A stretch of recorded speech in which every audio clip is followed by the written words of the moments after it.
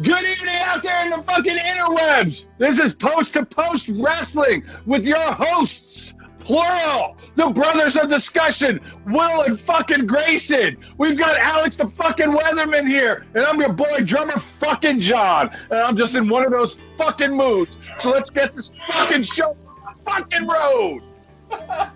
Perfect. He sounds like me after watching AEW. Oh, damn. Weatherman don't like that show.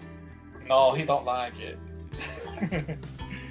I don't like WWE either. It's like between it and AEW, it's like a giant douche with a turd sandwich picking between them.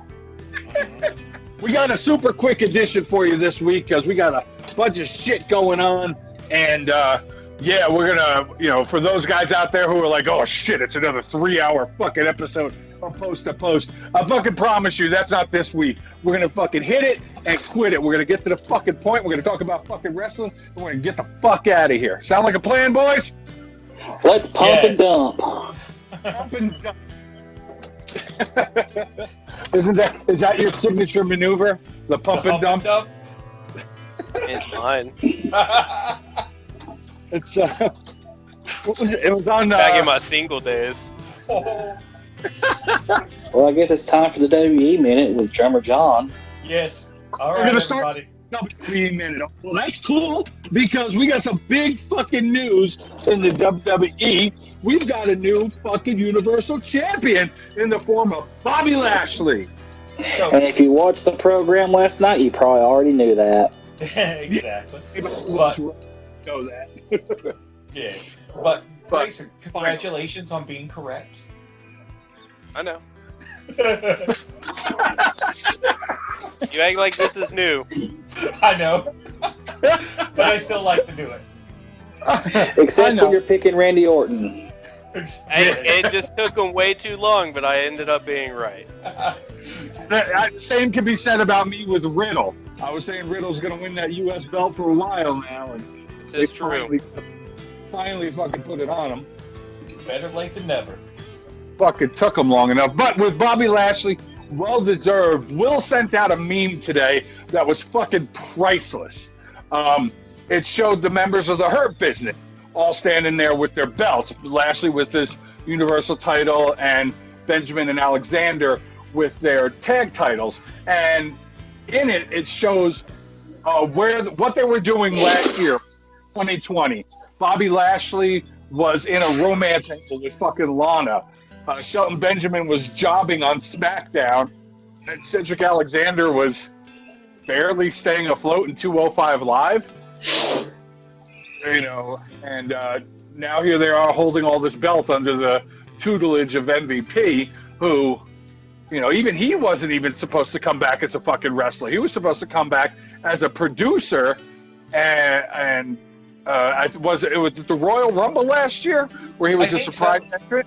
Yeah, it was the Royal Rumble because him and Edge were like the two big surprises last year, and he comes back into a wrestling role, and goddamn, Well, here it is. Like, if he was coming back as a producer, he produced a quality staple. Big things. Well, here's what I was gonna say. The Hurt Business is probably the best thing going in wrestling, and that's saying something for what a shit show it is right now. As far as the stable goes, I will watch Raw just to watch them. They have a lot of potential, and I'm just fingers crossed they don't fuck it up. And Lashley is the most underrated wrestler out there for the past couple of years. They've dropped the ball with him. I said for a long time it should have been him versus Lesnar in the program. It never happened. Two MMA guys.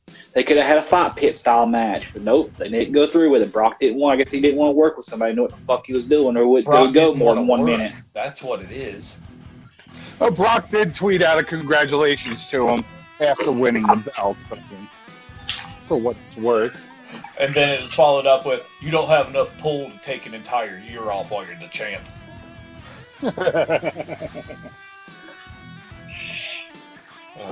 But unfortunately, like we said in the pre-show, it's probably going to be a short-lived title reign. Yeah, I think Grayson called this one 7 months ago, because they took the belt off him. We knew Miz wasn't going to be a long champion. We fucking knew that. We've said it for weeks. But they gave it to Lashley. Lashley and Drew McIntyre at WrestleMania. They'll belt Drew with fucking people in the audience. Almost. Just like Grayson said. Yep. And it will go over like a fart in church, because I don't think what they realize when they haven't had crowds and they're just running off Thunderdome, where they're being, well, like, John, just correct me, right, John? They're telling you what to do in the Thunderdome, right? They're telling you when to boo, when to cheer. You guys are hearing the boos. Let's see it. You guys are hearing the cheer. Let's see it. Because they pipe in the sounds that they hear, and then the director tells you what he wants you to do, so that way they're seeing what you're hearing. You know what I'm saying? Yeah. Basically, they're controlling the narrative. So what I'm saying is, when we get to a live crowd, I'm not going to be surprised if you don't hear more cheers for the Hurt Business and more fuck Drew McIntyre. I wouldn't be surprised either. I don't have any true tie to Drew McIntyre at all. Like, he seems kind of bland to me, but I mean, I've barely watched any of his wrestling. I like Drew McIntyre, he's fine. Yeah, the booing, pretty much, I don't really have any sort of ties to McIntyre at all. I find his look incredibly bland and generic. He could be good in the ring. I haven't seen enough of him to really know, but compared to Lashley, I'm just like, nah, man, Lashley. You are the most impossible person to please. Hey, I like what I like. No, what do you like? I still don't know. I know El Phantasmo, and that's about it. It's easy to please when it's not WWE related. There we go. There we go. I mean, I still like Edge. He's still fun. Old, but fun. I like Sammy. He's enjoyable, even in his crackpot new gimmick. I mean, he's a stone's throw away from his next gimmick being Hobo. Oh, Jesus Christ. But yeah, there's a few WWE talents I like. Most of them are in NXT, though, because it's a far superior program. That's something that we need to talk about, too. The Undisputed Era is no more. I had a feeling that was going to happen. I did. Cole beat shit out of Roderick Strong this week. The week before, he super kicked Kyle O'Reilly, and we talked about that on last week's show. Well, this week, he lit up Roderick Strong. He kicked the shit out of that dude right in the face. And so, yeah, the Undisputed Era are a thing of the past. That means that Undisputed Era 3-pack of figures is going to be worth a bundle. Who is it? Pack. Bobby Fish, O'Reilly, and Cole. Adam Cole? Okay. Yep. Roderick Strong was always released as a single figure, and I have as of yet to find one of those. Gotcha. Yeah. Not that I really give a shit, but I would have one just to have one. Granted, I bought that 3-pack just to take apart and make their indie ring attires. Bullet Club Cole, and then the O'Reilly and Fish tag team attires. Nice. Yeah, just hasn't been done yet. But other NXT news, them bitches is moving to Tuesday. The Wednesday night wars are already over. I mean, think of the past. It wasn't much of a war to begin with, because nobody really took it as that way. AEW did their thing, NXT did their thing. There really was no trying to one-up one another. NXT put on their standard program, which has been lackluster from shows of the yesteryear.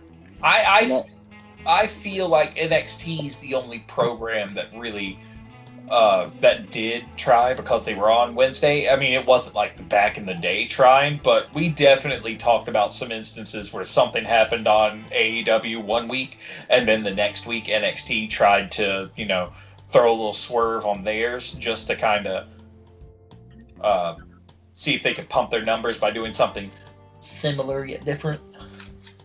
But then again, like I said before, NXT's better than Raw, but still, none of them are great programs. No, NXT is the superior program of all of WWE stuff. But again, NXT is the superior formatted program. It's the superior production quality program. AEW is a schizophrenic shit show. They are scattered brain. And it's, and Tony Khan being named Booker of the Year by the Observer readers is bullshit, because you're pretty much saying the Booker of the Year is a guy who throws shit at the wall and hope it just goes with what sticks. Oh boy. When we get to the AEW section, Weatherman gonna have fun. But yeah, like I said, the fan titled Wednesday Night Wars are over, because NXT is going to Tuesdays, so I can resurrect Tuesday Night Titans yet again. It's back. I'm so happy. God, I hope they bring that name back now, since NXT is much cooler about bringing back old titles for things like In Your House, etc. You know that old show, Tuesday Night Times, the WF did? It was a very entertaining show. It was. That's For why just being like a Johnny Carson ripoff, it was pretty fun to watch. It was enjoyable. I liked it. Lord Alfred Hayes. Yes.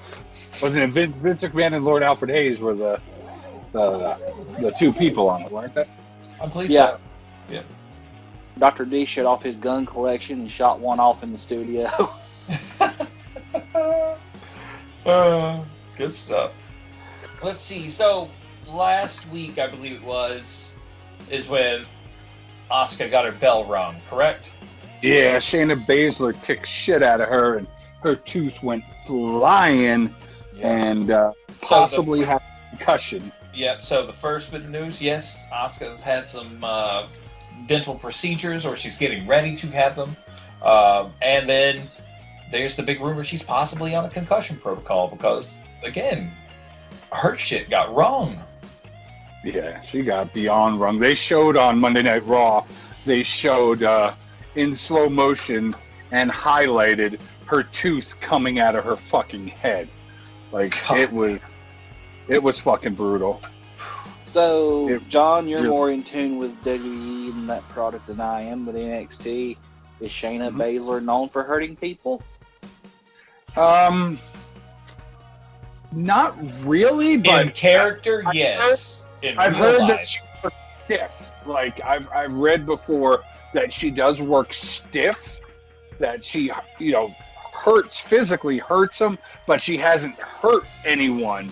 Like, she anything like pain, it. not injury. Exactly. That she works stiff. Yeah. Asuka gonna have a nice set of veneers or a really, really good implant coming up pretty soon.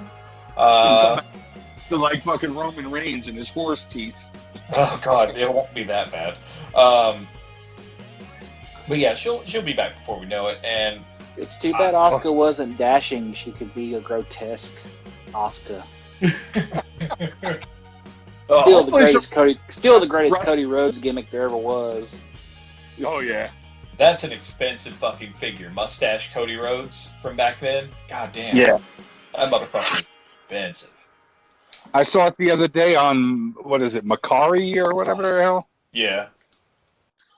I would never use that site. Looks fun. I've used it 3 times, and I've only gotten one item that I've ordered. Oh wow, that's not good. Yeah, and that was that TJP figure. That's the only thing I've ever successfully gotten from Mercari. Fuck that place. Because the first person never sent the item. It never arrived. Yet they kept saying up and down they did it.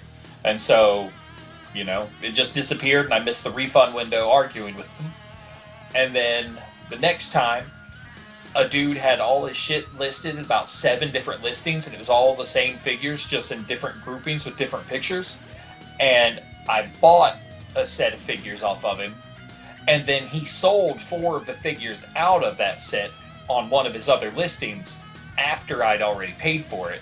And he's like, okay, you can pick these other figures to go in there. And so I did. And then he's like, No, I canceled yours because I sold every figure to another guy for more money.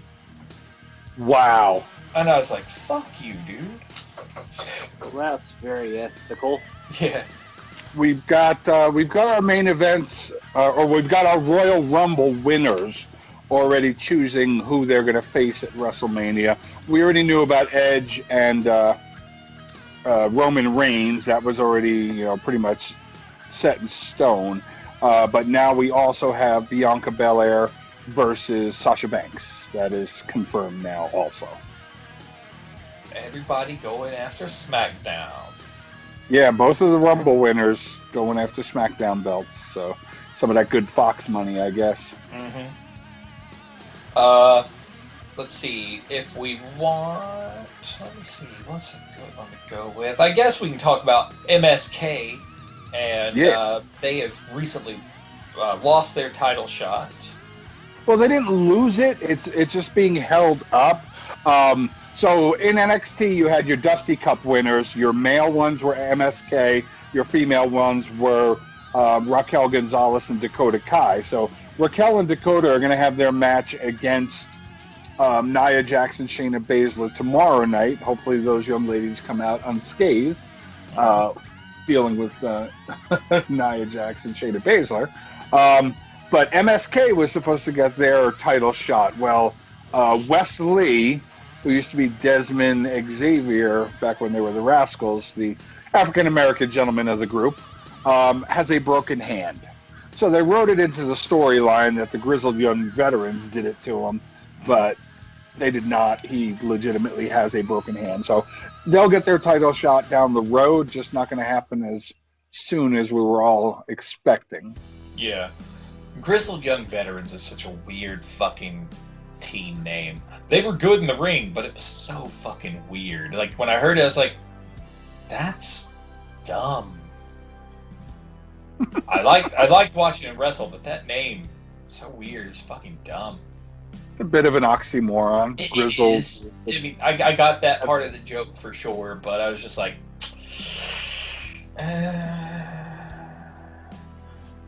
But anyway, last thing that I see being kind of funny is Peyton Royce's mom throwing that shade on Twitter.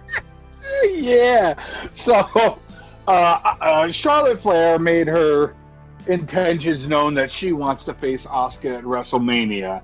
She did the whole pointing at the sign thing and all that bullshit. And, Fox put it on their Twitter page, and Peyton Royce's mother responded with, "Of course you do." It said, "I want the women's championship and Asuka at WrestleMania," and her response was, "Of course you do. Give someone else a chance." I 100% agree with that lady.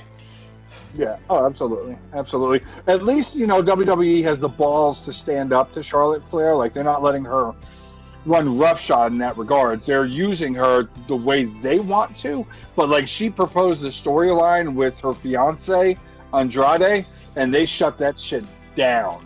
Oh yeah, they do not put them together on TV. Good. They nix the fuck out of that shit. Yeah, but the less I see of it, she doesn't have the rest. She doesn't have the wrestling tenure that her dad had when he came in. It's not like you're just Ric Flair's daughter. You're not Ric Flair. Like, when Ric Flair came in as a legacy, as opposed to someone with a legacy. Randy Orton came in from the bottom and worked his way up. So it's not like they ain't done it before. But then again, you're talking Ric Flair versus Ric Flair's daughter, who when she started was unproven. Mm-hmm. So she ain't got that much pull she thinks she's got. No, not at all. Ric Flair comes in '92. He's by that point 6 or 7 time NWA World Champion, top guy from the older promotion. Yeah, he had a little pull compared to other guys. Yep. Mm-hmm. He can throw his weight around a little bit for sure. But yeah, they weren't letting his daughter do that. Charlotte's definitely been able to capitalize on the family name. Oh yeah. Until her talent halfway caught up to it. But she doesn't have the clout. It'll be a while before he reaches click level clout. That was hard to say. Yeah, and who really would want an Andrade angle anyway? I think since they dumped him out, got Zelina Vega off of him, he's just went nowhere. Well, apparently AEW is waiting on her non-compete clause to expire. That's the rumblings that I heard with regards to her, because for a while there, nobody was even looking at her. Now, apparently, AEW is considering her, but they're not doing anything until the non-compete clause is over. Works out, and that should be a good addition. Mm-hmm.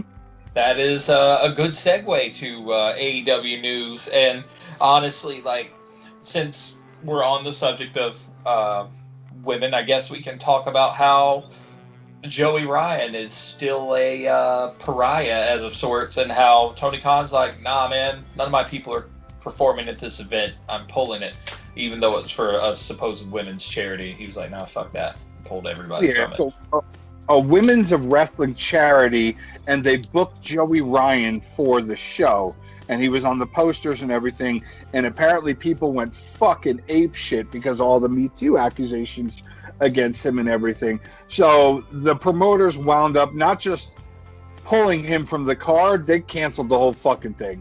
Just, it's gone. Well, let's you're missing an important point here, John. Not only the Me Too stuff, but the fact that he went and sued every person that accused him for damages. So, it just makes you an extra piece of shit, and also pretty much says, I'm guilty.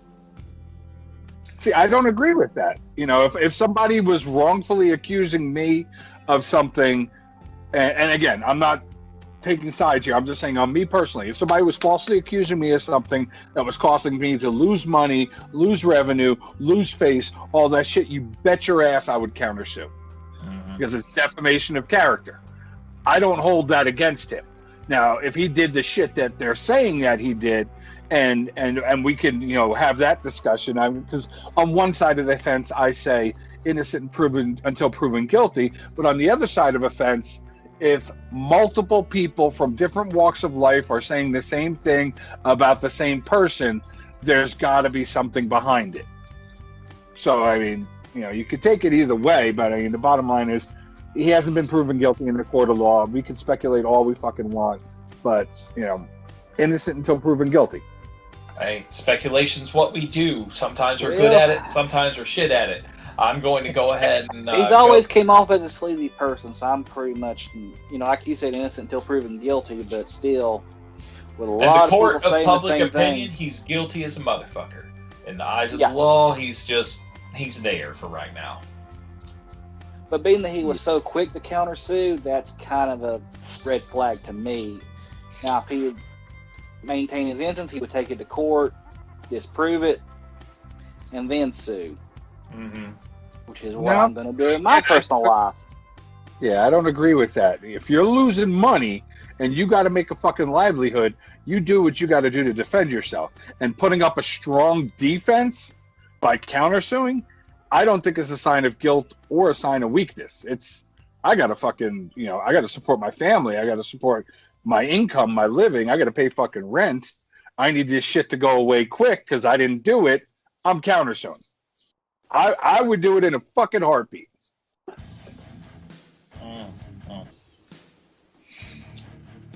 It's a sticky situation either way. I'm not a lawyer, so I can't say much about it. Did you chuckle at sticky situation? I did. I just got that. That's all.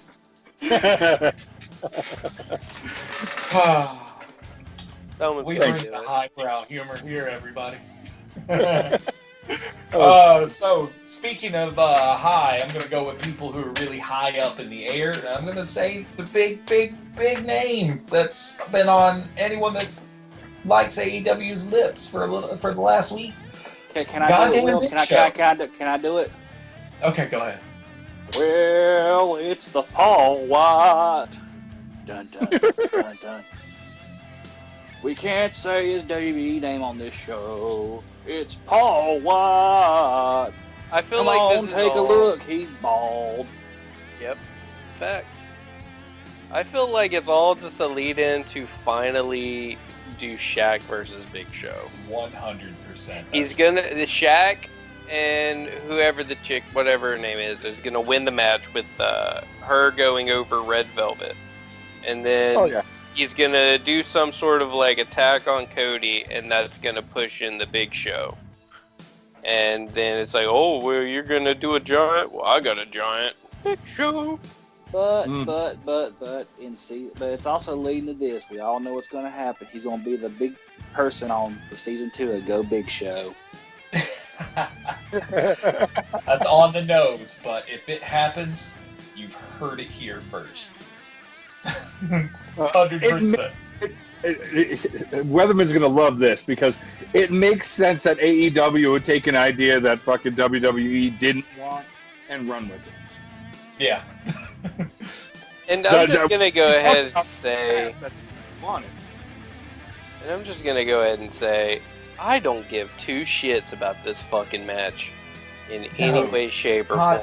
The Cody Rhodes match, I don't care about it. I don't care about the Big Show versus Shaq. Like, dude's like pushing 50 something, and he's had like multiple knee surgeries. You guys really think this is a good idea? The answer is no. No, it is not. Now, if they involved Charles Barkley and did a tag team that way, I'd be more interested in that. Oh God, I can only imagine how stiff. Just for the shit talking. That and how stiff the round mound of rebound would work. We all know.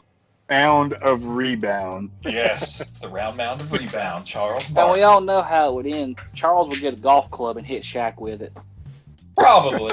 and somehow we all know Papa John's Pizza is going to be involved in this match tomorrow. Papa John's going to sponsor. Sponsored by Papa John. I'm John Schnetta. Fresh ingredients, better pizza, Papa John's. I can't actually say the real thing just in case. Yeah. And somehow, you know how Brock always came out with his sponsors on his shorts? I guarantee, I'm not going to say guarantee, but I have a good chance we're going to see Shaq in long shorts with the General, Papa John's, Gold Bond. All this shit we see him advertising on TV is going to be the Icy Hot with the remote control. Yep. Yeah, the TENS patch or whatever they call it. That'd be funny as hell. I know I've said it before, but I'm gonna say it again in the AEW section. This fucking Darby Allin figure is awesome. I can't stop playing this dude. It is.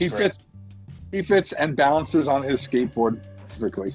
If you don't have one, you should get one because they're badass. If you can find one, dude, I found them at Target now. I don't know what it is about your area and actually getting shit in. Maybe it's because Colorado's more spread out. I've got 6 Walmarts and 4 Targets in a 15 square mile radius. I'm going to say in general, population-wise, Colorado is much more spread out. And I got to put this out. What the fuck is up with the autoerotic asphyxiation Orange Cassidy figure? What the fuck are you even talking about? I mean, someone's He into comes it. with a bag on his fucking head. That bag on his head is so there's no accidental. So he can beat off and choke himself. Oh, Jesus Christ! Do you know nothing about how toys are packaged? It's his autoerotic asphyxiation bag. It's an accessory, just like his fucking hands and his fucking sunglasses. Makes a lot of sense. Oh God. Okay, Darby Allin, can we bring up? I had to do that. I'm gonna move on. Yeah, let's just. I want to bring up on Darby Allin from this past week's Dynamite. The zip line was not a good idea. That was so fucking slow. He missed the kick on Cage. Yeah. He did. Yeah. And then he hung there because he had to, He had to release the safety. Yeah, and it's not a quick release because that's what killed Owen Hart because they tried to find a quick release to it.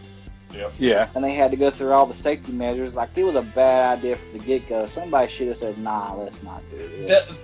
The zip line should have been done in a way that it wasn't sending him straight into the thick of the action.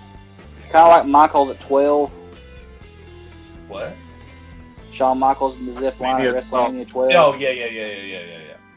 Yeah, something like if they had it set to where Darby could have zipped in and stopped on top of the turnbuckle and then done something off the buckle after he had, like, unlatched, I think it would have worked a little better. Been a little trickier because that's like stopping on a dime, but it would have made more sense. It would have parked him a little further out. It would have been kind of an impressive setup for something, but it also... But in the realism side of it, it is wrestling on it. But in common sense world, couldn't have Tazza when he's doing the promo looked up and went, "Why is there a fucking zip line right there?" If only he'd break the fourth wall like that. But and it's still snowing, you guys. Yeah. I wonder if it's going to snow during the whole Sting match, and it's just going to slowly build up. Like the red light and the Kane or the Fiend matches, they're gonna have snow in his match. It's a fucking street fight, so it's gonna be cinematic. Like I don't see them doing a real fucking match. No. I see it being cinematic because I don't know. This match has more likely of being done live than the barbed wire exploding shit show. I think the barbed wire match is going to be live. I don't. This street fight is going to be cinematic-ish, kind of like the street fight between Best Friends and Proud and Powerful. Are we talking the barbed wire now, or are we going to wait? In terms of talking the barbed wire, I kind of want to talk more after it's happened. I'm just talking about how they're going to do it. I think I may have said it last week. I just think they're going to do it in the stadium, and it's going to be pre-recorded. That would be the best place in terms of like safety, but if we look at all, I know just to kind of give it up a little bit, I'm hoping that we'll be able to talk about some classic exploding barbed wire death matches next week, because I know I've already been watching some to kind of plan, and then since the ones coming up this weekend, one of the common things to go ahead and talk about is the amount of distance they put between the crowd and the ring in these matches. They didn't let them get up close. There's a solid, 15 plus feet between the edge of the ring apron and the first barricade for the crowd. So these were back in the days when the power techniques were in barrels. Yeah. They got... And in the case of the Onita Funk match, they looked like filing cabinets. It was something else. I will say the pyro when the timer went off in the Funk and Cactus Jack match I watched was the weakest fucking pyro I've ever seen. However, I see that match as being more akin to what we're going to see this weekend because, one, we already know... Is there going to be a timer? If it's going to do it, they're going to have a timer. Have to, otherwise it's just not going to be the same. Second, they already have the barbed wire coiled on the plywood, so I'm not going to discount the fact that they'll probably load some charges on that plywood, just like they did with the Funk and Cactus Jack match. Because that's where all the explosions came from, were those, and then some pyros set up around the ring post and the apron, which were basically just some shitty fireworks. It wasn't even like... I think this one's going to be over-gimmicked. I mean, you can't over-gimmick one of these if you've watched, like I already have, and like you already have, an FMW exploding barbed wire death match. Well, what I'm saying when I say over gimmick, Moxie's going to get chairs. They're probably going to get tables. They're going to do a lot out of the ring versus where these matches were pretty much contested in the ring. Knowing Moxley, if he's going to do that, then it wouldn't be like the last time him and Kenny had, I guess it was a death match, was that one at Full Gear a couple years ago. Going on a couple years ago now. But that one was just a straight up death match, if I remember correctly, right? Or something along those. It was just a no DQ match, I think, and they just got barbed wire out because it's the Moxley AEW thing. And that's why this one, I'm not really excited about this, because it's just, to me, it's just going to be another Moxley match with I think Pyro. It's going to be more of a Kenny match, because Kenny's the one that brought it up, and the exploding barbed wire death match is more of a Japanese thing. So I think Kenny's going to run point on any gimmicks that are used in this one. Now, if it was going to be a finger in the ass match, I would say I would agree with you, but I still think it's going to be leaning heavier towards Kenny calling the gimmicks on this one. Mox will probably. Well, then I guess he's going to stick a barbed wire bat up his ass. No. I'm wondering. We're on it. This is kind of AEW related. I'm wondering what the hell is going on with the relationship between AEW and Impact, because Private Party, we're supposed to have that tag match against the Good Bros. Private Party hasn't been seen over on Impact in weeks, and now they're giving the title match to FinJuice. So I'm wondering if that's Sammy Guevara's shit. I mean, because they still did the paid advertisement earlier. We're still Good Bros. I just think what it was is one of them injured. Oh, sorry. Go ahead. I think one of them might be injured because, like I said, you only seen one of them in the beatdown of Adam Page because of the. No, because the other one's fighting tomorrow night on AEW Dynamite. Mark Quinn, Isaiah Cassidy was the one that was last week. Mark Quinn is fighting next week, but they're not even talking about, like, Matt Hardy wasn't on the show this week. Private Party's not on the show this week, and they just announced at their next pay-per-view on March 13th that FinJuice is getting the title shot. I honestly, I would chalk it more up to just that FinJuice is a bigger draw. And in terms of just popping people right now for crossover appeal, I would take FinJuice over Private Party because they're a better tag team. I don't know. Private Party is like Private Party against the Good Brothers. So you basically should just call that a squash. Yeah, I don't know. It just seems odd. I don't think it's soured yet. And then it's just gone. I really don't think it's soured yet. I think like Don's too high up in the chain for it to have soured that fast. I really think it's just one of those classic card subject to change type of deals. And we're also not seeing any talk about Kenny Omega versus Rich Swann because Moose has got the next title shot. Mm-hmm. So, I mean, where's all this AEW talent that's supposed to be in there? Like I said, they're still doing the paid advertisements. Tony Khan's douchebag ass was on there talking shit earlier. They ran down the card for tomorrow night, and they ran down the card for Revolution. Maybe they're finally doing something smart and playing some of this shit close to their chest so they don't give it up so fucking fast. That's part of the problem. They were just giving up everything. And they don't, and maybe they're finally trying to figure out the middle game. Yeah. They got the start, but now they've got to figure out how to keep it going. And if you just keep, popping title matches and shit like that, just roughshod, boom, boom, boom, boom, boom, we're going to get burnt out really quick. It'll be fun, but it'll burn out real fast. And, like, if this is the longevity, then they need to sort of milk it. And possibly the fact that FinJuice is New Japan more than anything, that could be another one of those tie-ins there.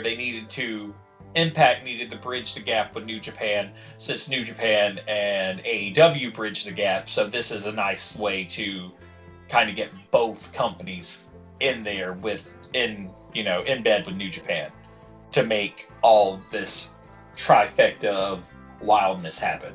You can't get any action unless you're in bed. There you go. There you go. We'll see if anything comes of this. It just seems odd to me that they would pump it up, and in typical WWE fashion, just drop the story. I am not going to disagree that the timing is not the best, but we could. I don't think we're going to be too hurt on this one. I think it's gonna, in the grand scheme of things, I think it'll be all right. And I believe did when we mentioned Hardy and company, did we mention the change to tomorrow night's match?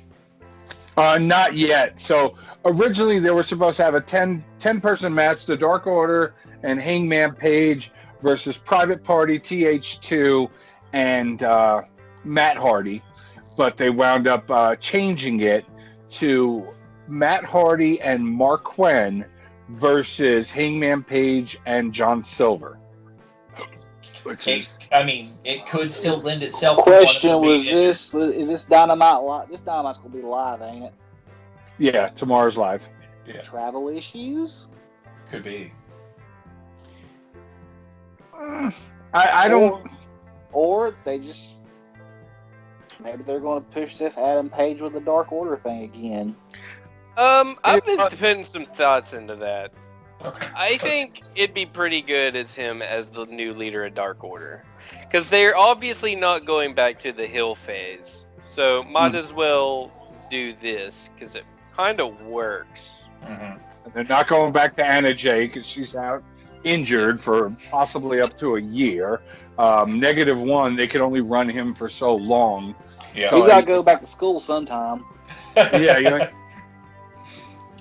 So it kind of makes sense. Yeah, it does. It does. We could easily see if they bring Hangman into the fold and Hangman kind of runs the show, we could also see that as a setup later on for them to turn and get their heel Status back. Yeah, there we go. But the only thing about it is Hangman's character doesn't fit the gimmick. Not That's at not all. the point. Well, neither did Colt Cabana. Yeah. Colt But Cabana to be real, still... the Dark Order isn't necessarily about the Dark Order. It's just about those alone and slightly shafted, which then he fits the gimmick. Yeah. Because That's he kind was of the shafted whole by all his baseline friends. shtick. It started off a lot more like dark and quasi-supernatural, like cultish, like at the beginning, but they kind of moved away from that, which, I mean, part of me is like, that kind of sucks that they moved away from it, but they've still played up the fact that they tried to recruit those that are kind of down and out, more or less. Mm-hmm. They're having less than a wonderful go of it. And Hangman, while in terms of success, has not fit the bill, in terms of character development and how he's basically been shunned by everyone he rolled in with, to a T. He fits There it. ain't enough belts to go around to everybody.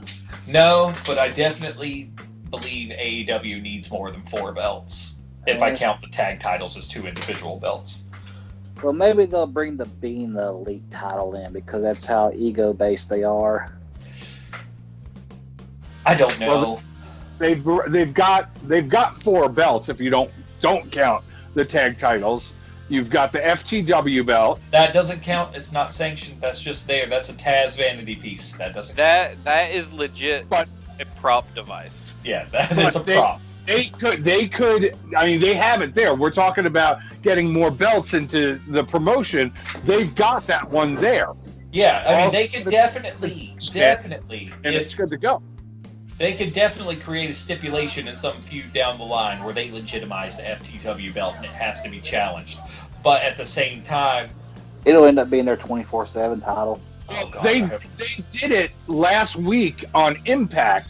Moose has been walking around with the old TNA world title, and he pissed off Scott D'Amore last week. And he says, you know, because he's bitching that he wants a world title match against Rich Swann, and he pissed off Scott D'Amore. He says, you know what? That belt on your shoulder, you've been walking around with it for almost a year now. And that's a belt that I hold dear to my heart because I helped build this company. He's like, that belt is now sanctioned, and you're defending it tonight. And just like that, it is now a sanctioned belt. So AEW should do something like that. I think that could work really well. But in terms of a true company-only belt, a company original, so to speak, I think they need as much as Cody hates to say it, they need a real mid-card belt. Because we all know a TV title's a lower mid belt. We all know. They need a true... The TNT title is essentially a TV title. Yeah, and which is always a lower mid-card belt. They need their United States Championship. Or even an IC. If they're going to be doing all of these, like, international jet setters with their talent, and then also cross-promoting with an international company, what better time to create an IC belt for them that can actually be defended on home soil? Well, here's a question there. Is Intercontinental a trademark phrase? No, because... IWGP has one. Yeah, and that's right. Not soon. Not much longer. Oh, yeah. We'll talk about that in a minute. We'll talk about that later. Yeah, we'll talk about that here in a minute. But yeah, other than that, AEW stuff, let's just dive straight into making some real quick Revolution predictions. You got the card up? Hold up, yeah. So we'll start at the bottom. We've got the Casino Tag Team Battle Royal match for the #1 contender shot. I don't have a list of all the teams in front of me. Fuck it, it's that casino shit. I don't give a damn. That's where I was hoping we were going with this, actually. I wanted to hear you say, fuck the casino, it doesn't hold any weight anymore, blah, blah, blah. It doesn't. It's stupid. The name All is this dumb. is a tag team Royal Rumble's all it is. Yeah. Because they laid out the rules for it this week also. Every 90 seconds, the tag team enters. The last team or person in a team remaining wins. Yeah. Okay. So there you go. It's a shit. It's a shit show. Fuck it. Fuck their damn casino shit. Let them go. I'm got a tired gambling problem. of the gambling gimmick. I really am. I didn't fucking like it to begin with, but it only makes sense for one show a year for the opener to be called the Casino what the fuck ever, and that's at Double or Nothing. Even then, it's a little tired. Weatherman and I had off-air conversation about this like fucking yesterday or some shit. I don't remember. Double or part of Nothing. that too. Oh Yeah. Pay-per-view now. But So here are the teams. You got Top Flight, Private Party, Butcher and the Blade, Dark Order, and then you got the second Dark Order tag team of the Beaver Boys, whatever they're called, Santana and Ortiz, and fucking Bear Mountain.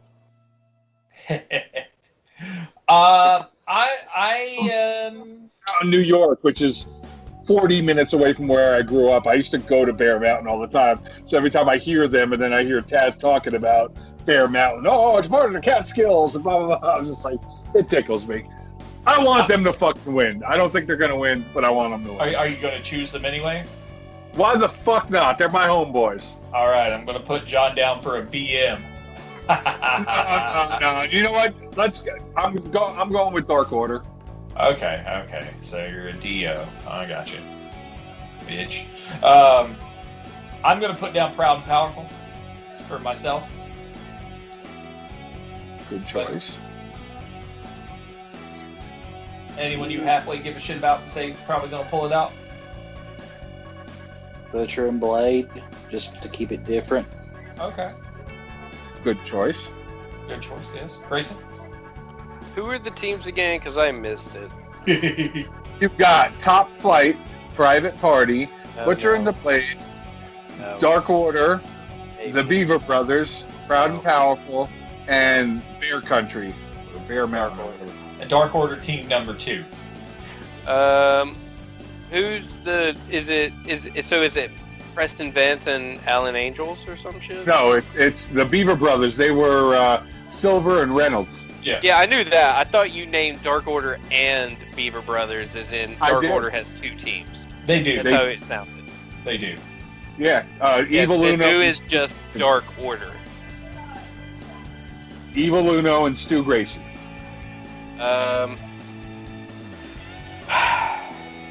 The Super Smash Brothers, but we Smash can't. Brothers and Beaver Brothers.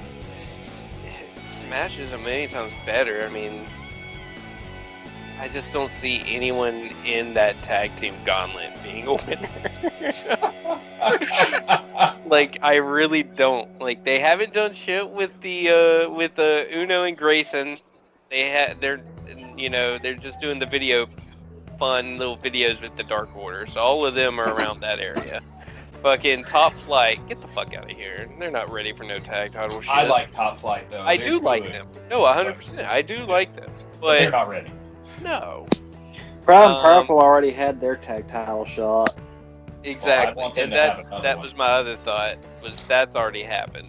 Unless they're going to have some mystery team come out in the last second. Which could happen. Well, they like to do that. We know that. Yeah. So we got that match. Next matchup is... Grayson never chose, man. Yep. I don't think he's going to. I think he is. I mean, you guys were going pretty deep after what I started, so I mean, sorry for letting you guys think about something. we got Christ, God forbid I make us think on this show. We got 2 minutes left in the AEW section, so just trying to move it along. Yeah, I don't want to get fined for going over time.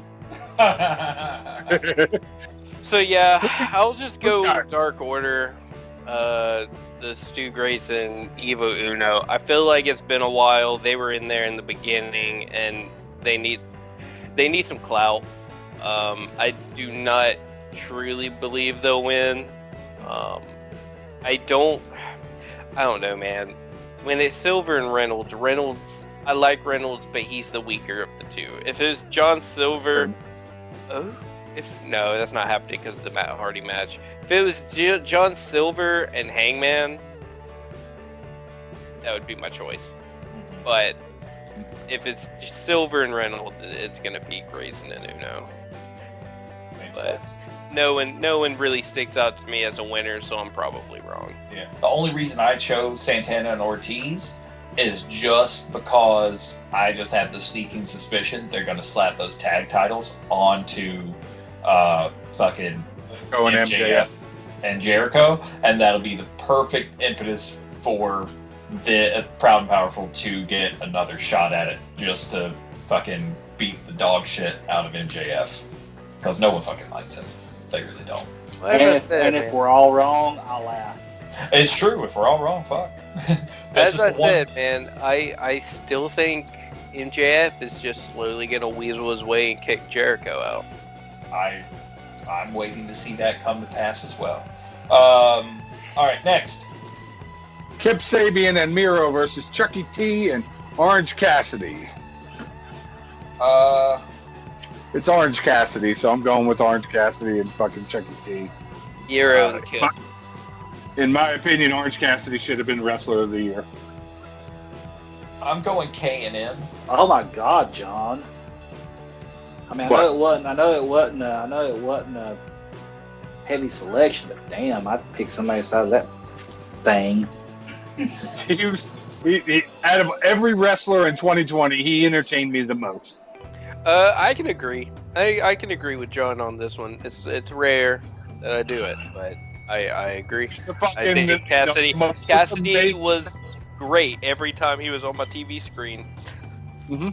Yep. So I just wouldn't call it wrestling. He's a good guy. I give him credit for gimmick of the year. He's a good gimmick, but wrestler of the year.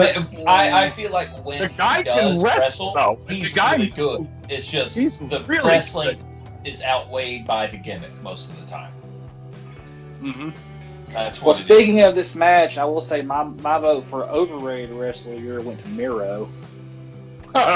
They have not done Miro right, in my opinion. They haven't done shit with him right since he's been there. And that's why he was overrated, because they didn't do nothing right with him, and he just. And the thing is, I'm looking at this with AEW. All these guys can do what they want, and if this is him doing what he wants, shame on him. He's Maybe fucking he's Sean Spears Part 2. It's the same shit they did with Sean Spears. What happened to Sean Spears? Is he on Dark or something? Because I don't think he's not wrestling at all. The last time he was even seen on AEW programming was the Brody Lee fucking night. He was on the stage with everyone else when they paid their respect wearing a suit. He hasn't been seen since then. Is it an unknown injury or something? No. I think it's just the fact that they're kind of dissolving his angle with Tully, and they just don't have anything for him. I could see that. They dropped the ball. They should have put some sort of belt on him and just had him be a great heel instead of like the comedy, hey, I'm in my underwear thing. Yeah. Like, and they're doing the same thing with fucking Miro that they did with him. How long is it going to be before we don't see fucking Miro around anymore? They need to make him a fucking monster instead of making him a fucking joke at a wedding. They dropped the ball with that in the beginning. They should have done that in the beginning, and unfortunately now they killed the character. I just wanted, if I don't think they killed it yet. I think if Miro turns on Kip, it'll be fine. Go super heel instead of heel. I think it'll be perfectly okay. But he needs a voice box.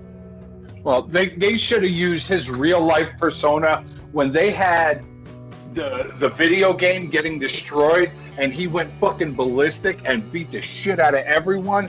That should have been his fucking character, who he is in real life. He's a fucking gamer who's on Twitch and all that shit, and somebody fucks with his game, he goes fucking apey. That should have been his shit. It still can be. It's just they've beat around the bush for too fucking long. Now they're gonna have to, fucking do some triage on it. But John, who are you taking? I already told you, Orange Cassidy and Chucky T. Oh yeah. Weatherman. Yeah, I kind of have to go with the baby faces on that one because it'll end the program. Fair. No, not joking. Just in serious. If you look at logical booking, to end the program, the baby faces come out on top. Works for me. Works. I don't think the program's done. It's not. Yeah, if that's the case, the program's not done. Miro and Sabian's gonna win. I don't think this program will be done until Beretta's back. Yeah. Well, this will be Kip Sabian's first match back since injury, also, because he hasn't wrestled since he got injured. Yeah. All right. Next match. Cody Rhodes versus Pentagon versus Scorpio Sky versus Lance Archer and two more unknown competitors. I'm glad you flushed the toilet because that's honestly how I feel about it. Well, what's his face fucking said? Tony Khan said that they're going to keep one slot open for a surprise fucking contestant. Then I'm going to pick the surprise. That's who's going to win. The surprise. Well, it's Paul White. I could believe it. You know what? I would not put it past that. I don't want it to be, but I could honestly believe it. So you're going with the surprise? Is there anybody on the shelf who could be coming back that we forgot about? Sean Spears. Yeah, literally. He said he was leaving one slot open for a big surprise. Big surprise. So I don't think Blanchard. The Big Show one. Oh God, that would be fun. What's she But gonna with do? all Come out and seriousness, make this a racist is another statement? gimmick they've ran in the ground. Ladder matches. I'm so sick of them. They mean nothing now. Between the Money in the Bank bullshit. Used to, the ladder match was special. It's not special anymore. And now they have and every match in AEW has had a stupid name. It's the Face of the Revolution ladder match. Just call it a number one fucking contenders ladder match if you're going to do it. Just whatever happened, it's always got to be multiple people. Why can't we just have, you got this fucking ranking system. Why don't you have the number one, number two ranked guy duke it out, number one contender match. Oh, he gets the next shot at the champion. Ding ding. Well, Have a fucking wrestling match, but we gotta have these fucking gimmick matches. What's his face? Scorpio Sky is dealing with an injury right now, so I He wouldn't ain't be winning. if he gets pulled from it. Possibly. Depends on what the injury is. But They'll replace him with Kazarian or Daniels, possibly so, yeah. which isn't a bad thing. No, it'll be a veteran. If he gets replaced, it'll be a replacement of either some green talent that's going to go over or get beat down really quickly, or it's going to be a veteran that makes someone else look really good. Those are your only two options. Or somebody they'll try and kill themselves, also known as Joey Janela. I'm okay with Janela. I have no problems with Joey Janela. I really don't. Why? I couldn't begin to tell you, but you know who should be in this match? They should be pushing to the moon because he's improved drastically over the year. He's the most improved wrestler in my book because Britt Baker was injured half the year. How the hell she won that vote, I don't know. Brian Pillman Jr. He has improved leaps and bounds. Because he was really green when he first came in, and he is... Yeah. In MLW, he was super green, too. Honestly, him and Griff, their tag team starting to look really fluid now. And Griff's been the one that's holding him down. Surprisingly. Grayson, were you going with the surprise entrance? Who else was in it? Pentagon, Cody, Scorpio, and Archer.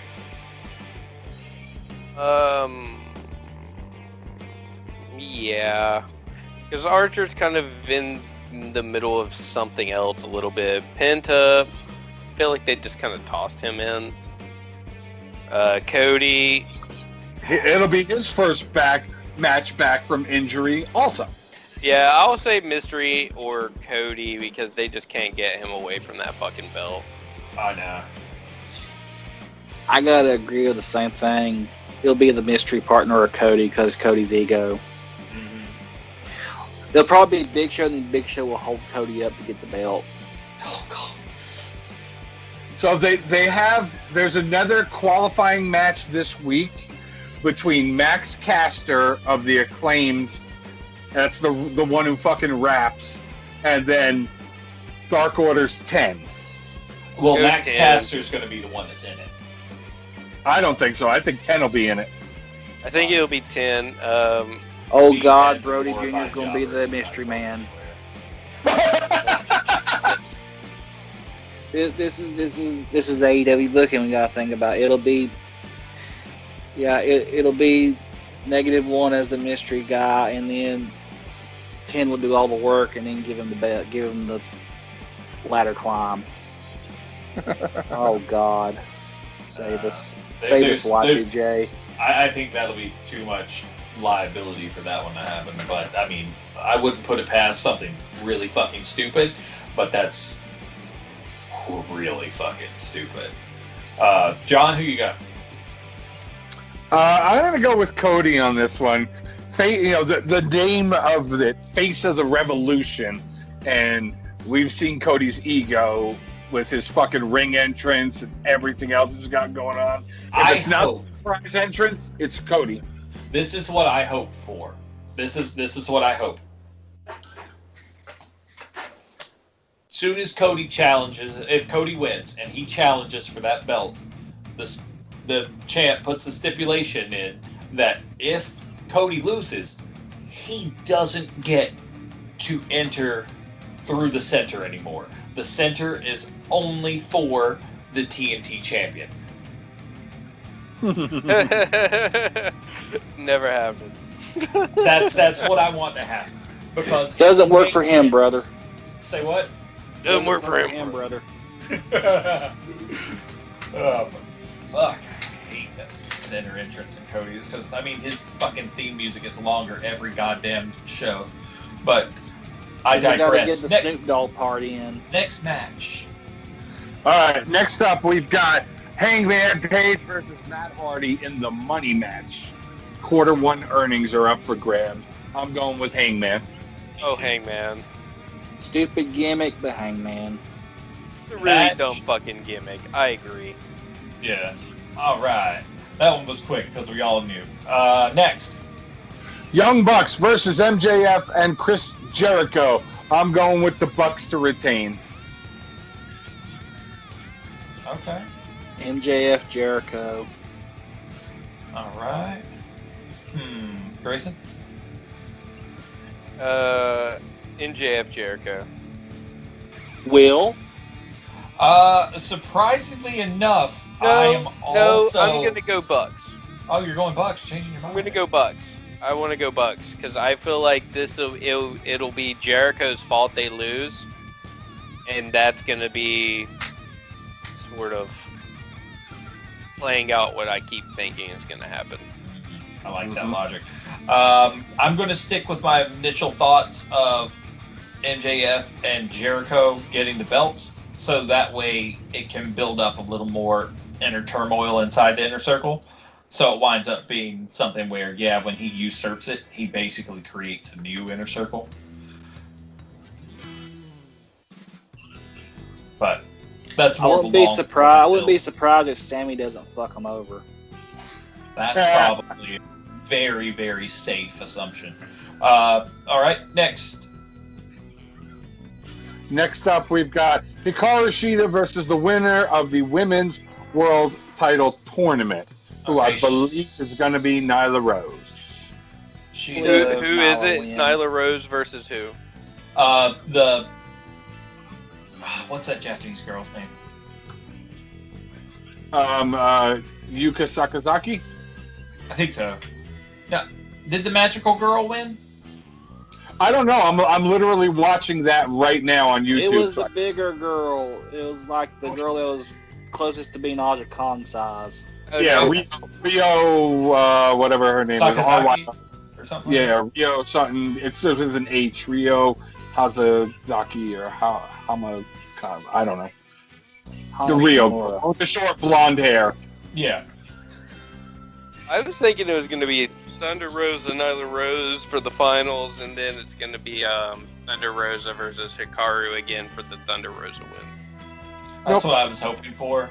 I truly was. I'm probably, if it's not Nyla that goes through, Sheet is going to retain. If Nyla goes through, Nyla's going to get the belt back. I think you're right on that. I do too. Yeah. So it really depends on who wins. I think the belt drops either way because the belt's going to drop because Hikaru just nothing's going on. Yeah. Mm-hmm. We have also our street fight with Team Taz versus Sting and Darby. Sting and Darby. Yeah. Sting and Darby. If they don't, what the fuck was this, 2 months of Sting doing nothing? Yeah. Sting calls out. And this is coming from someone who fucking loved the fact that he came back. What the fuck is the point? Because he hasn't done shit. He's done, one Scorpion Death Drop the entire 2 months? And one Stinger Splash, and they both looked pretty good, even though I was secretly hoping for a Death Lock and not a Death Drop. But, oh my god! He's got crow face paint. He's not gonna do a Death Lock until a match. So, John, what is there? Sting and Darby. Okay. Is there another match, or is that the main? Oh yeah, we got the exploding barbed wire death match with Kenny Omega. How did I forget that? Kenny. And I'm going with Kenny. Me too. I'm going to go out on a limb and say a no contest. They both go through something and they almost die. You just secretly want both of them to get seriously injured for being dummies, don't you? Yeah. Okay. They need to learn their fucking lesson.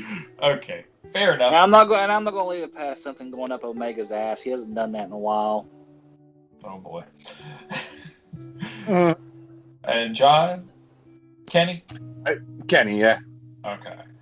Yeah, they're not going to take that belt off of Kenny anytime soon. They aren't. It's getting too much of a draw right now.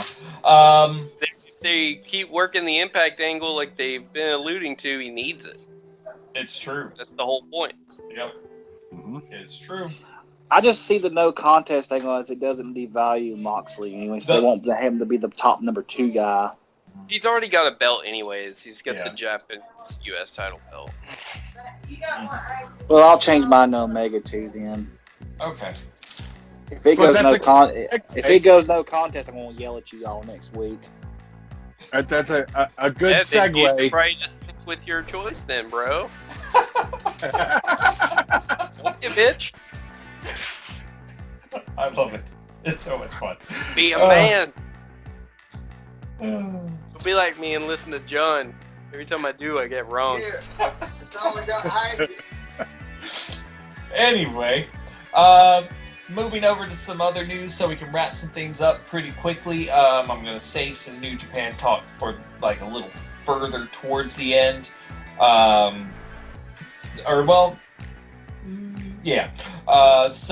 NWA has a new pay-per-view coming up in, a couple weeks? Yeah.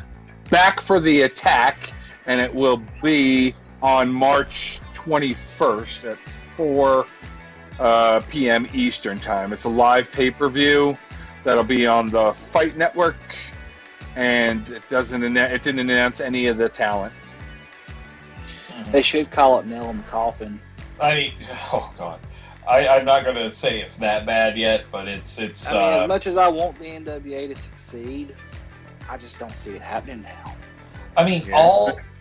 They want you to pay for their weekly They lost TV. the Karate Man. Yeah. He's never coming back, and it's the worst thing. Yeah. So, other things NWA related. One, they've got a pay-per-view coming back. If you follow us on Facebook, you saw that I posted the link myself. Granted, it would have just showed us the page posting it, but it was me. Anyway, the big thing is, how good's it going to be? Because like Weatherman said, and like it's already been sort of mentioned, what talent do they have fucking left other than I don't fucking work for nothing, Nick Aldis? And they got Thunder Rosa, who's carrying the whole fucking company. They got everywhere. But I mean, shit, who are they gonna pull in? I mean, they've got Aaron Stevens, maybe still. I don't know. They got the wild cards, maybe still. I don't know. James Storm. Storm. James Storm is with Tim Impact. Storm. Tim Storm. That's why he left. Tim Storm. James Storm left. James Storm's the cowboy. Tim Storm's the old man. So who the hell has the tag titles now? Fuck if I know, man. It was Aaron Stevens and Kratos, wasn't it? Yes. Well, they're bringing back Power also, starting on the. Oh, but Power's going to be a fucking subscription show on Fight now, so you're going to have to fucking pay to watch it. Available via low-cost subscription bundle. So Billy, not going to happen. I'm not going to. Sorry, buddy. I mean, you had it figured out when you had Power for free on YouTube, and I guarantee you the ad revenue from YouTube wasn't bad because you were pulling in numbers. You were. I mean, we're not talking like... They had waffles and tire irons, man. That's all they fucking needed. Yeah. Waffles and tire irons. That's all they needed. But, anyway, maybe they'll pull out... I mean, if they had actually tried to, like, start doing some fucking shit sometime around when the other companies did, other than their bullshit subscription clip show, I could have, been all right with things. But the fact that they waited so long and now basically they've been hemorrhaging money, and so they have to make some back, and thus they're putting their show that it was one time free to watch as a low-cost subscription, you are only going to get the most die-hard NWA fans in there. And with the current talent pool, I'd say you'll be hard-pressed to get them out of a few that might tune in once or twice out of morbid curiosity. You'll get Cheddar Santa. That fucker may be there, depending on if they're going to record there or on the West Coast. I don't know. I mean, shit, you've lost nearly your entire announce team because fucking Stu went back to WWE. Yep. Eli Drake went with him. It's the best mouthpiece you fucking had left to WWE. It's rough. It's rough. And not to mention, one of the biggest names in your business from terms of the promoter standpoint, Crockett Jr., he's on his fucking deathbed. You're basically going to kill him. That's why he's dying. It's your fault. That's fucked up.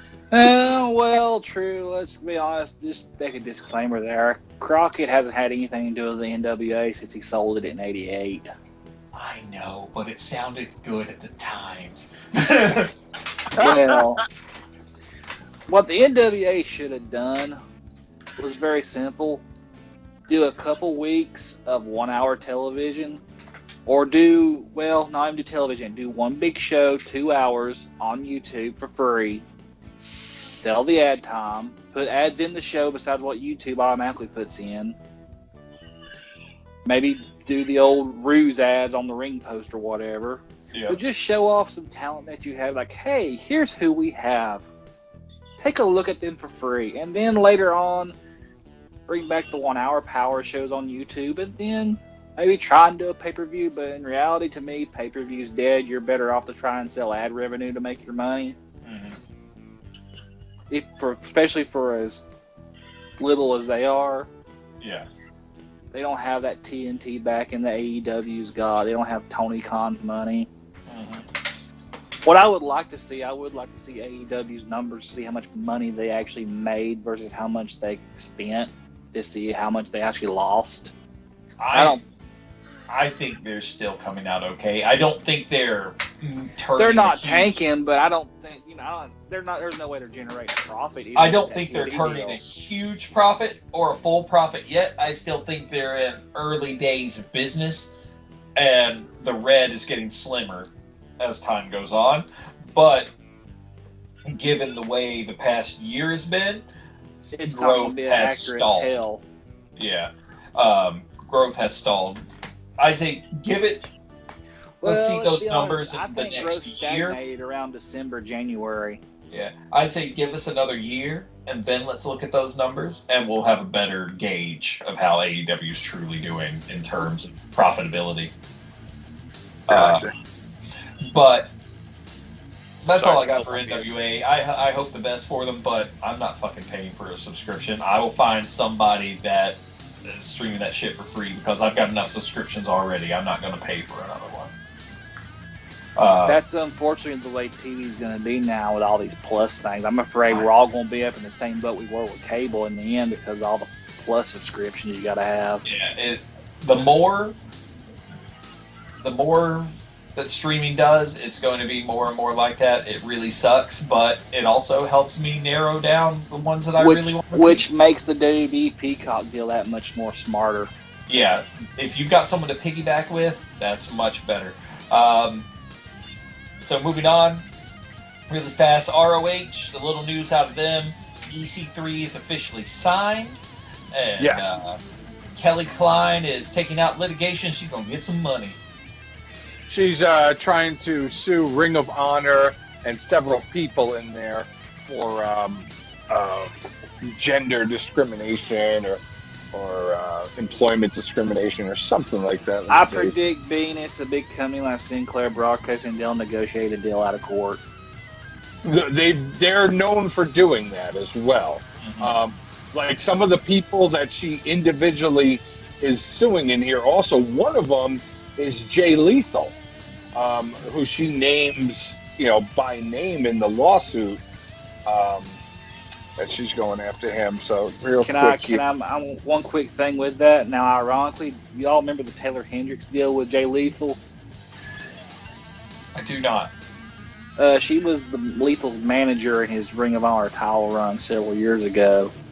She was the manager with him. Well, she accused him of sexual misconduct. And that he got her fired. Well, she's back with Ring of Honor now. Mm-hmm. Just want to point that out. So, employment discrimination. So, according to the lawsuit, she names Ring of Honor GM Greg Gillian, Booker Hunter Johnson, COO Jeff Koff, and Jamar Shipman in the lawsuit. And for those who don't know, Jamar Shipman is Jay Lethal's legal name. She's claiming that she was terminated December 31st, 2019 from the company because she complained about women not receiving equal pay from the company, lack of safety, and medical protocol. She states that she's due money due to breach of contract, unpaid royalties, violation of state and federal Equal Pay Act. breach of implied contract, abusive discharge, discrimination, harassment, unsafe work environment. And also said that Jay Lethal made her feel uncomfortable during a situation in a hot tub. That Lethal was agenting women's matches, and he made her uncomfortable, causing her to request another agent for the match. And they told her that she would not be allowed to train unless Jay Lethal was there. So, on a side note, Greg Gillian, I can't remember his name, Greg Gillian Gillian. or whatever. Gillian. Yeah. If you're familiar with the Cornette shoot videos, that is Greg the Office Boy. Who, as he had, and in them shoot mirrors, he said he had some shady dealings when he was there. Gotcha. All right. And then finally, to cap everything off, we've got New Japan Pro Wrestling. Well, the biggest news out of New Japan, Moxley retained his U.S. title in what was a wonderful match for a Moxley match. It was there was so little Moxley in it. It was great in terms of he wrestled, guys. Exactly. It was like every New Japan Moxley match. He strong-armed and made himself look tough, but he actually wrestled. So you know, like, Mox has the talent, why he doesn't use it and why he wants to be this fucking, like, two-dimensional brawler character, I'll never know. But I love watching him work in New Japan because he actually... Just go ahead and say it, garbage wrestler. No, because he actually works when he's in New Japan, so I can't call him a garbage wrestler. He just chooses to play one on TV. Okay. If he gets light tubes out in pay-per-view, we'll have to call him garbage wrestler. I'll do it if he does it. Mox retains. Great match. At least Kenta put him through a table. Hearing Kenta say "fuck you, Moxley" so many times with his thick accent was a wonderful thing. Not to disparage the accent, but it sold it for me even more. I loved it. Secondly, Brody King seems to be building a stable, and ACH is in it. Fuck him. Fuck, I don't give a shit. ACH is fine with me. I mean, he was dumb as a motherfucker for the way he went out, but, I mean, fuck it. That's water under the bridge now. I mean, if the least thing you've done is that stupid shit, whatever. At least he's working for New Japan, not for any of the stateside companies if you're that broke out, bent out of shape about it. But the entire time he was in his tag match, he was wearing one of the Brody King pyramid eyeball ski masks and a hoodie the entire match. Never took them off. Wrestled the entire match. And got the win. I think he got the pinfall as well. But it looks like Brody's building his own stable, so anybody that may have been holding out hope that Villain Enterprises might one day sort of reform in a way, since rumor was it, I think last week we mentioned, Marty had done some New Japan stuff recently? Yeah, Marty was working with New Japan Strong. Yeah, I don't believe that's going to happen. It looks like Brody's going to do his own thing and Marty's going to do his own thing. Villain Enterprises is dust. But, yeah, we'll see what happens. Other than that, Castle Crash was this past weekend. Over the past couple days in New Japan, Desperado and Kanemaru got the junior heavyweight tag belts. And then in the triple threat match, because Hiromu had to relinquish the junior the junior heavyweight title for injury again. He I think he tore pectoral muscle or something like that. He went in for surgery in it recently. I saw a post on his Instagram, but he relinquished the title in a very classy fashion, and they turned it into a three-way dance: Bushi, El Phantasmo, and El Desperado. El Desperado got the win. He beat the dog shit out of El Phantasmo at the end of that. God damn. But it was a good match for being like a triple threat for who was going to get the title due to the relinquishment. It was great, and so it also happened to be the 7-year anniversary of Desperado first challenging for that belt. And on top of that, the person he challenged for that belt was Kota Ibushi. And at the end of that show, after Kota beat Naito to defend just the IC belt, Desperado came out and challenged Ibushi for the heavyweight title, and that is set at an upcoming show. Ooh. Yes. It'll be one of the last defenses of the double belts, because if you've been following along with New Japan, they have, I watched the Castle Crash press conference. It has officially been put in the books. The two titles are to be unified, and it will be the New Japan or IWGP World Championship title or something like that. So the two belts are going together to become one belt. Whether they resurrect another like second tier belt remains to be seen. But Can the IWGP, I just say this is really stupid in my opinion? I don't think it's the best idea either. I really don't. If they were going to get rid of a belt, I would get rid of them mediocre belts like the Never titles. That's the only reason half of these lower card guys have any sort of notoriety is because they have a belt to play with. New Japan is notorious for having far too many belts. I think they picked the wrong ones to merge. But the one thing, if they don't choose another belt, it could just mean that they start pushing that U.S. belt that much more, since they're partnering with a lot more U.S. companies now. That could be the game plan there. The U.S. title becomes... I would rather see the U.S. title be done away with and keep the Intercontinental title so you can defend it across the world. Because if you're not defending the U.S. title in the United States, it's stupid. Fair point. But that's the only thing I see until they possibly bring in another belt. But that's what's happening in the world of New Japan right now. Given the amount of time it would to go over it, we've got the first few rounds of the New Japan Cup coming up this week. Last year, we talked about it. We talked about the things, and then soon as we were about to make predictions, or we made our first predictions, that's when the world ground to a halt. So this is the 1-year anniversary of when we fucking shit the bed in terms of how things were going to go. But, so, first round, or first thing to say, Evil and Tanahashi have buys for their sides of the bracket. On Evil's bracket, he has a bye to the second round, and and Tanahashi has a bye to the second round on his bracket. Let's see, the night of the 4th, so tomorrow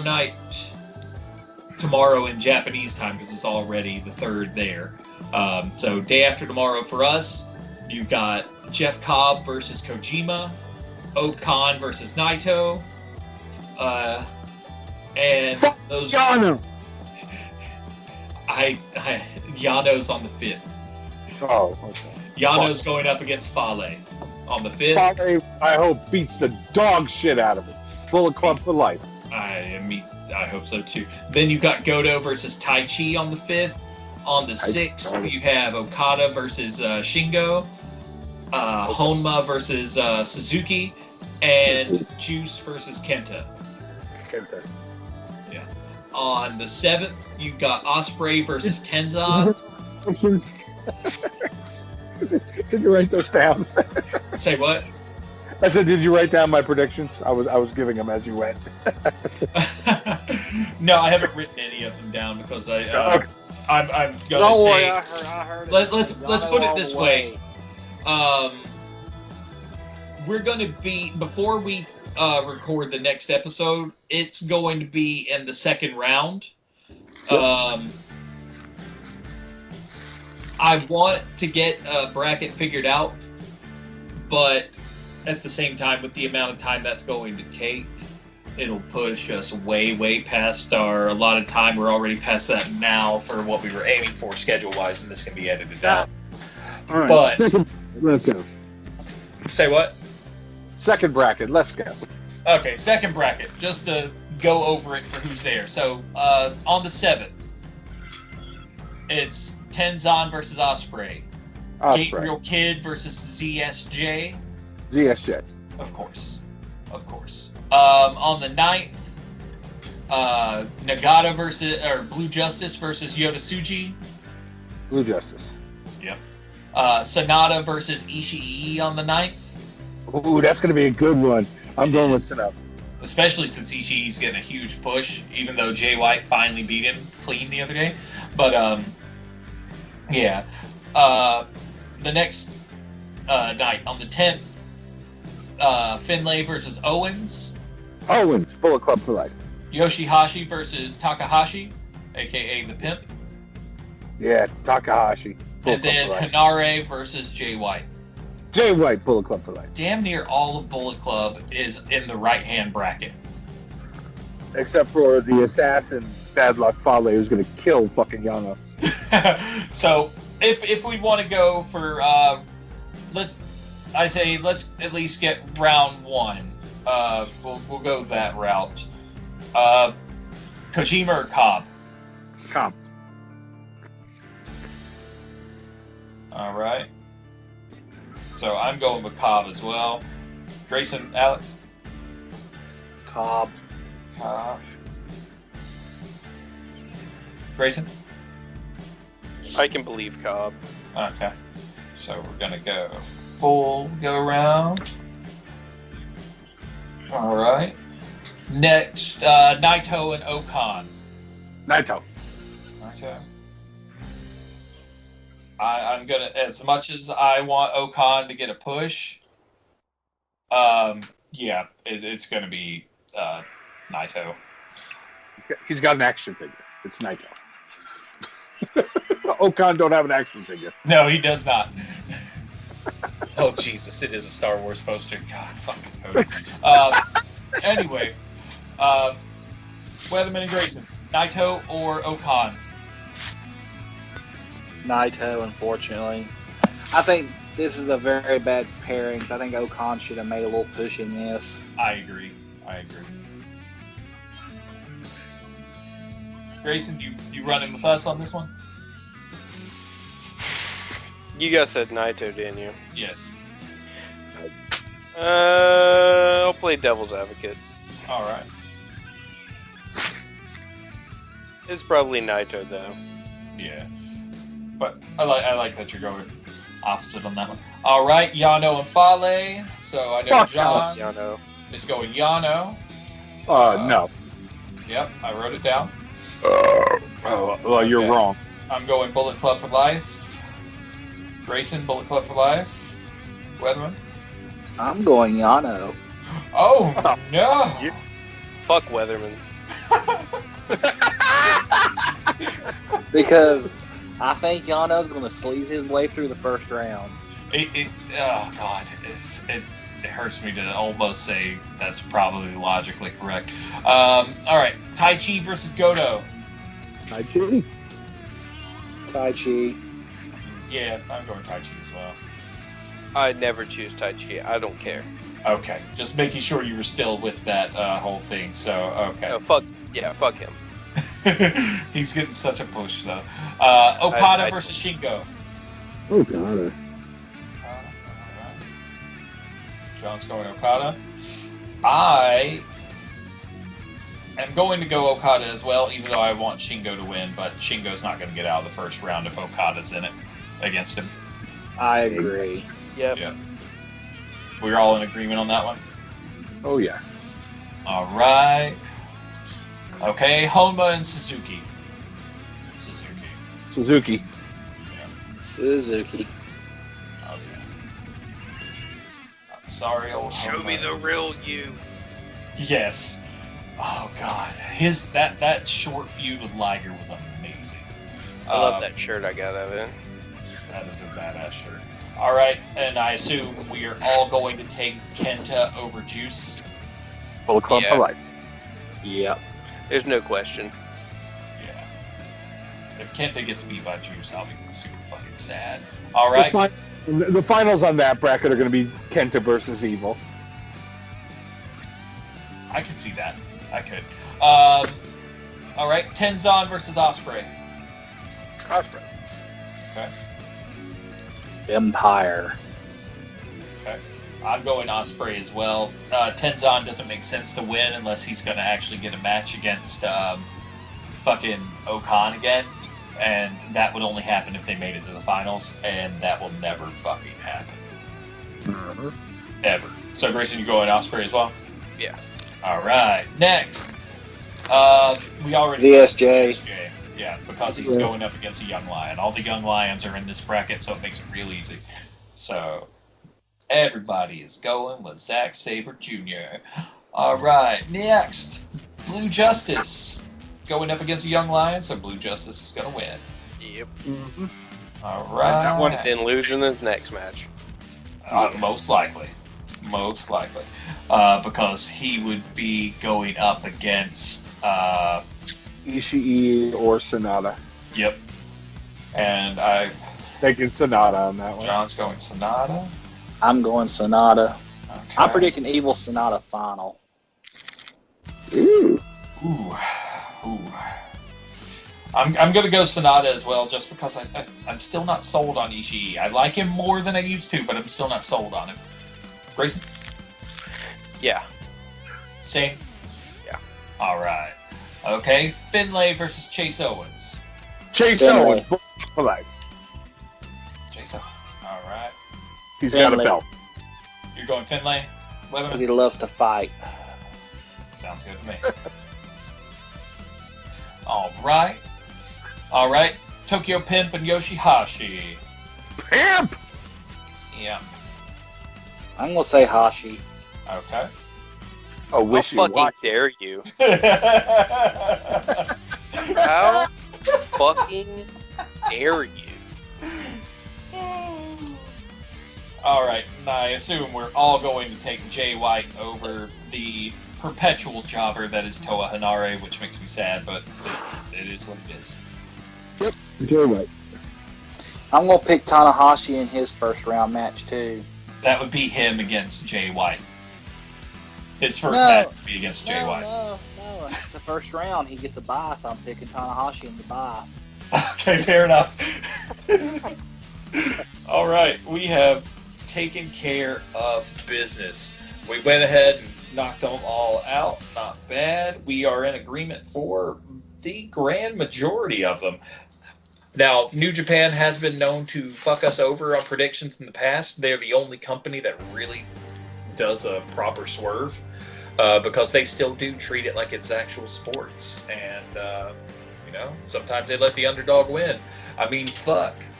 Maybe the bye will win. Who knows? But here's the biggest reason that they fucking swerve people. On Strong, the match, a couple matches prior to Mox's match the other night, they gave a young lion a win over named talent. No. Ren Narita made that big bruisery motherfucker tap out. They gave him a submission win over someone that's like way bigger than him. I forgot who it was, but I was like, holy shit, they gave a young lion a win? Weird. So Now, I think Push Lion. at some point, Ren Narita's going to get to graduate from the black trunks and get his own personalized ring gear. Yeah, he'll be in some random faction. Yeah, he'll just like everyone else, he's going to end up in fucking chaos. They'll put the names in a They're hat and gonna he'll draw. make his logo look like a Doritos wrapper. Oh god, Ren Doritos. Oh boy. Then he's teamed up with Yano and Chaos, and they're going to go off on a fucking marketing spree. Yep, the infomercials. Infomercials. How are we going to exit this week? We going to We're gonna keep with jokes, or we're gonna just take it easy and work those in for next week. We're going to end this on a somber note, unfortunately, because yes, that is right. we did have a passing this week, and one that affected all of us here on Post to Post. We talked about the question mark for a long time now, how much we enjoyed the question mark, and we enjoyed Josephus in NWA, and unfortunately we did lose Josephus this week to they're still not saying what he died from, what he passed away from, but at this time we want everyone to stand for the playing of the Mongrovian national anthem. Falcon, hit it.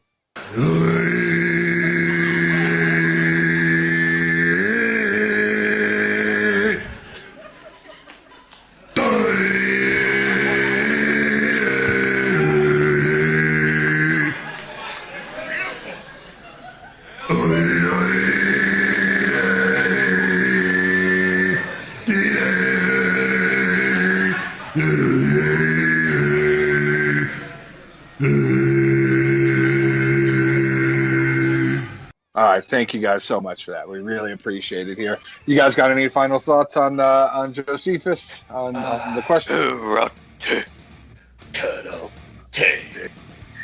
The Josephus gimmick was very interesting when he had that feud with Tim Storm before he became the question mark. The Kingdom of even before that, when it was the Kingdom of Josephus. Josephus, yep. Yeah. All I could think of the whole time, just to go off of that, is the fact that he looked like a fucking knockoff Hank Williams Jr. So Josephus and Bocephus, it worked super well. Mm-hmm. His real name, Joseph Hudson. Happy to report, as of today, they had a GoFundMe set up for his family with a goal of $15,000.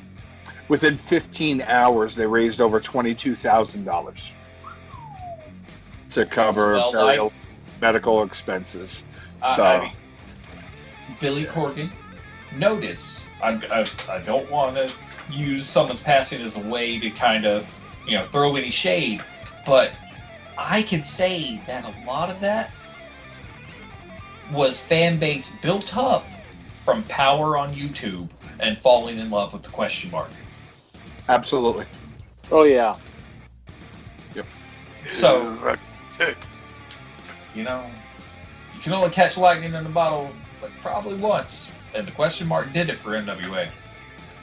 Absolutely. A great fucking character.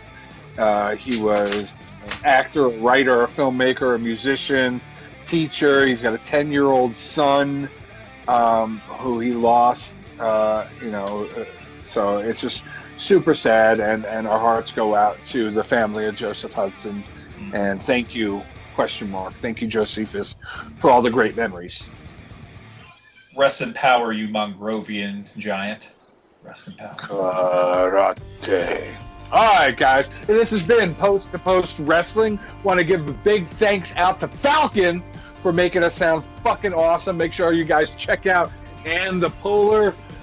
Check out their podcast. Find them on Apple Music, anywhere you listen to your fucking music digitally, or anywhere you check out podcasts. Be sure to give them a listen. And this has been Post to Post Wrestling.